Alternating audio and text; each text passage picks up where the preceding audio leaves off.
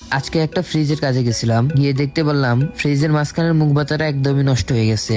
আর পাল্লার রবটের অবস্থা তো দেখতেই পারতেছেন, ময়লা দিয়ে ভরপুর। জীবনে মনে হইতেছে কোনোদিন সাফ করে নাই। উপরটা টুকটাক ভালোই আছে, কিন্তু নিচেরটার অবস্থা তো একদম শেষ। আর ফ্রিজের সাইড দিয়ে অনেক জম চলে আইছে, পাল্লাতে অনেক জম আছে এন্ড সাইড দিয়ে অনেক জম আছে। ওনারা রং করতে চাইতেছে, কিন্তু যখনই বলছে ফ্রিজটা দোকান নিয়ে যেতে হবে, তখনই তারা বলতেছে তাইলে থাক, কিছুদিন পরে এই কাজটা করাই। এখন আমাদের কাছে তেমন অর্থ করি নেই। আর এখন প্রবলেমটা হইতেছে ডিপে নাকি বেশি বরফ জমতেছে। আর এই বরফ জমার কারণ হইতেছে ফ্রিজের পাল্লাটা গ্যাপ থাকে, একটু মুখ বাতাটা নষ্ট, এই জন্য ফ্রিজের পাল্লাটা ভালোভাবে আটকে না, গ্যাপ থেকে যায়, যে কারণে ডিপে বরফ জমে বেশি। আর ফ্রিজের পাল্লাগুলো ফলস খাইতেছিল, যে কারণে পাল্লাটা ভালোভাবে আটকে নাই। আমরা চাইছিলাম ফ্রিজের পাল্লার নিচে একটা করে অসার দিয়ে দেওয়ার জন্য, কিন্তু লাটগুলো এমন ভাবে জম ধরে গেছে যেগুলো মনে হইতেছে আর খুলবেই না। আমরা অনেকক্ষণ চেষ্টা করলাম কিন্তু খুলতে পারলাম না, তাই আমরা টেকনিক ব্যবহার করে জিআই তার দিয়ে অসার বানিয়ে দিলাম। আর পাল্লার রবট গুলো একটু ধুয়ে মুছে নতুন ভাবে লাগাই দিয়ে বেঁধে দিছি। আজকের দিনটা বেঁধে থাকার কারণে অনেকটা চেপে যাবে, আশা করি সুন্দরভাবে কিছুদিন ব্যবহার করতে পারবে।